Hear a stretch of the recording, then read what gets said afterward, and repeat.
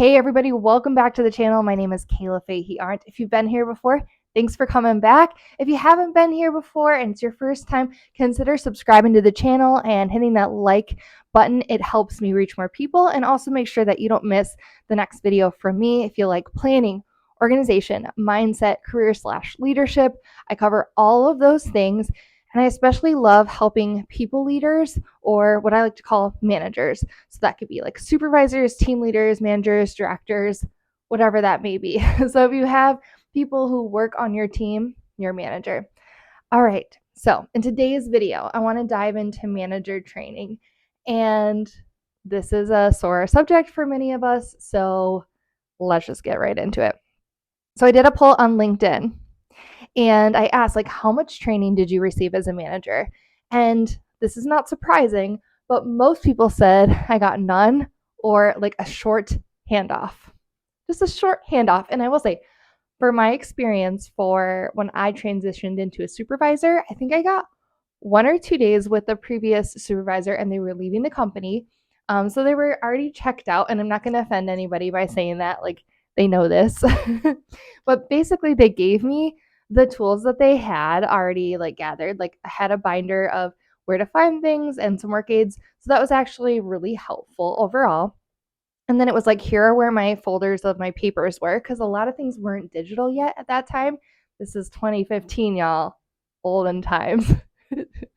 Just kidding. But for real, like, we did not have a lot saved, excuse me, in the cloud yet. Or the cloud, I don't know. The cloud probably didn't exist. I don't even know.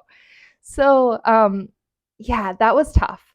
And then as I reflected on that, like, over time, what I realized is it is so tough to train managers or leaders and leadership in a short amount of time. So it really isn't an amazing time to have the person who is, the successor being trained by the person that's on their way out. So it really often needs to fall on that person's leader, right? So if I'm a manager and I'm onboarding a supervisor, like, I need to figure out as a manager how to onboard the supervisor. And I just don't think we are well equipped as leaders to do this, because if you have gone through supervisor, manager, director, or just like move through the different leadership positions, when are you going to sit down and create this training? Like, literally, when? Unless you've created amazing resources for yourself and you're comfortable sharing those with people and you've taken the time to organize it in a way that makes sense for anybody, like, when? So that is my intention for some videos that are coming up. I have created a ton of free videos and resources here on this channel, all sort of telling you like different ways to lead, whether it's communication, leader standard work, planning, organization, like all the things I mentioned before. But is it in like one cohesive place where you can just like go and be like, here's the order of training? No, not yet. So sneak peek is I'm working on something and I'm thinking about making like a larger, broader course. But I haven't decided yet because I don't want to make something that you guys don't need yet. This could be used for you as you onboard new leaders, for you as you need to learn, and then for you to just like give to your team if they have nothing right now. So I digress. That's coming later. Today, I want to talk about the different things that managers do that are just like unspoken. Because like I said, when I reflected on the things that my leader was able to train me in 2 days, it's not comprehensive, right? Like, there's just no way. When I became a manager, my role was brand new. I had created it. So that was cool. On the one hand, it was like create your own adventure, right? It was like the end of an R.L. Stine book. My 90s babies will know, like, choose your own adventure, right? Create your own ending. And that was cool because I could just create it. And no matter what I did, I could be successful because there was nothing to compare it to ish, right? Like, there were other managers, but there was no other type of manager like me in my organization at the time.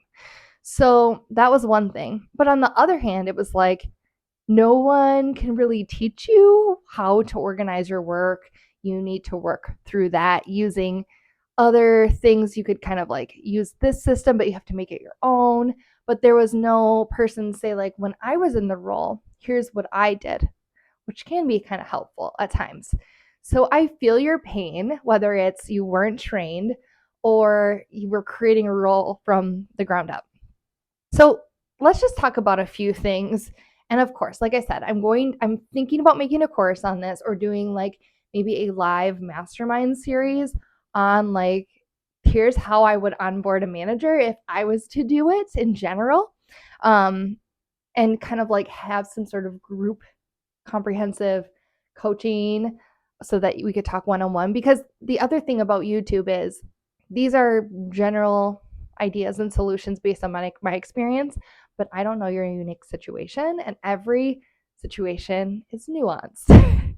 If you've ever tried to apply some of the concepts I've shown on this channel and you're struggling a bit, it could be because your situation is a little bit different. It's nuanced. So I digress. Today, let's talk about a couple of buckets that are unseen or unheard of when it comes to manager training. So I think the first thing when we think of manager, I think in this year, 2023, we are often talking about management as being like more than managing the business, but we think of leadership because there's so many posts and memes out there that say like, you shouldn't be managing, you should be leading, right? Like as if managers or being a manager is a bad thing, because management gets the bad connotation of like they don't care about people and all they care about are results. That's not true. A manager has to be both a people leader and get results. They just get results through growing and cultivating their people, and they stay kind of in the high level to create strategy, to create expectations, to remove obstacles for their team. So actually managers, I feel like especially middle managers, because I'm there right now, is we've got a team reporting to us, like people that we lead next to every day. Like I sit in the office with my desk or wherever I plop down right next to my team, and we work side by side, right? So we have that. They have their team that they're leading. Plus, I have my boss and my leaders and the executives that are above me. So you have to manage work and work with people all around you. So I feel like we have one of the toughest jobs, not because our work is quote unquote hard, like it's like hard labor, because it's not normally physical, it's more mental, but it's challenging because we have to lead and manage from every single angle, not just up and not just down. So that's interesting to me. So people leadership, obvious, but the business operations, those aren't bad things. Those are necessary to keep the work and the people employed. So, like I said, we get a bad rap for these business operations, but we have to know finance. So, I'll just tell you, I did not learn any finance when I was in school for my undergraduate. I learned a bit of finance for my master's degree, but my master's wasn't in business, it was in public health. So, I learned all of my finance experience.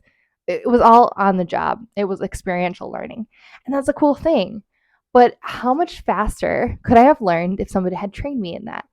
And I will say, actually, one of my first bosses, she's amazing, and she let me help her with the finance because I asked her. I said, I would like to know how. Can you show me? And she, oh yeah, come sit with me. And I wouldn't say she had the best way of explaining it, but it was enough where I could grasp the concept and practice over time. So I hated finance for the longest time. I didn't want to do it, but because I was exposed to it, I was like, okay, I can learn this. I can learn this. So finance, we have to be able to manage our budgets, because if we don't have money to pay our people, if we don't have money to buy supplies, or we're abusing it or misusing it, that's a problem. Someone has to be accountable for having eyes on it and noticing when something goes wrong. Sometimes there are invoices that are paid when they shouldn't be paid, all of that. So it's just like we have to know finance. We often are project managers because if we have multiple team members, we have to figure out like what is the strategy for the entire team and how do those puzzle pieces fit in so we can move this ship like all at once, or so we can like line up like a train and like head there together. So often we're being project managers, even though maybe we could get one from the company. So there are times when a project manager or a PM is so valuable and we can obtain them for our bigger projects. But a lot of times, like on a small scale for our team, we're sort of like mapping it out for our department. We're doing planning and strategizing. So sometimes I call it like dreaming and scheming because I think that sounds more fun. But planning and strategizing over, okay, what should be our priorities? And every day when you have intentional communications or one-on-ones with others, people will say, this is kind of unplanned work that came up. Is this more important than this? Or they tell you they're working on something else that's new or old, and it's up to you to help prioritize and remove obstacles for them. So a big part of our job is like weighing risk, looking at priorities, looking at urgency versus importance, looking at like level of resources, like if is it a high resource, high like high effort, high impact, or is it going to be like high resource, low impact? So we have to consider all those things. So a manager, when they have people leadership and business operations, oftentimes to be a good one means you have to be proactive. And I know so many managers, or I have heard from so many leaders, that they really struggle with being proactive. And it's because, in my mind, they lack systems, or they don't try to keep up or like create consistent systems. Or if the system works, instead of trying to improve it, they drop it and they say, oh, just go back to my old way of being less proactive. So when you're not being proactive, what are you being? You're being reactive. So in the next few weeks, my videos that are going to come out are going to be part of this like management mastermind series. I don't know exactly what I'm calling it, but that's what I'm calling it right now, as I'm trying to test out topics to see what you all like. So I'm going to have videos on like using systems like Asana, Teams, OneNote. These are all like time management and project management softwares. I'm going to be showing templates from my roadmap, how I use Excel spreadsheet templates that are like locked and you can just plug and play to have calculations, sort of like staffing to workload and budget analysis. I'm going to talk more about one-on-one connections and rounding and going to Gemba, things that I've talked about before on the channel, but diving even deeper. And I'm going to be talking about listening and, like I said, going to Gemba and managing all around, managing in all directions, whether that's managing up, managing a couple up, managing down, managing sideways. You're kind of in the middle. You're like the peanut butter and the jelly. so I hope this interests you. So what I would love to hear from you today is put in the comments, like, what aspects of management are you sort of wondering, like, hey, I would like you to pull back the curtain, just like the title of this, Leadership Unveiled, and tell me, like, what are some things you're wondering about in terms of what does a manager do? Maybe it's just in general, I have no idea. But maybe it's more on the business operations side. Like, I thought that you guys just like did the schedule and stuff. Like, literally tell me you're curious to know what goes into all of that. What kind of people leadership things are we talking about when we're talking about managing all the way around? Or if you are a manager and there was one area that was particularly important for you that you learned late and you wish you would have known sooner, I would love to hear that too. Or if there are any managers or leaders out there that just want some clarification, like about a certain management topic, I'd be happy to research that or speak from my own experience and do videos on that as well. So please put that in the comments and let me know what you want to hear about as I create this management mastermind series and learn and help me decide, like, should I do a course on this, or like a live group coaching, or should I just stick to YouTube videos? All right, everybody, I hope you have a wonderful rest of your week. Don't forget to like and subscribe. And if you're interested in more videos, I'll put a playlist or a suggested video for you here on the screen now. All right, everybody, take care, and I will talk soon. Bye.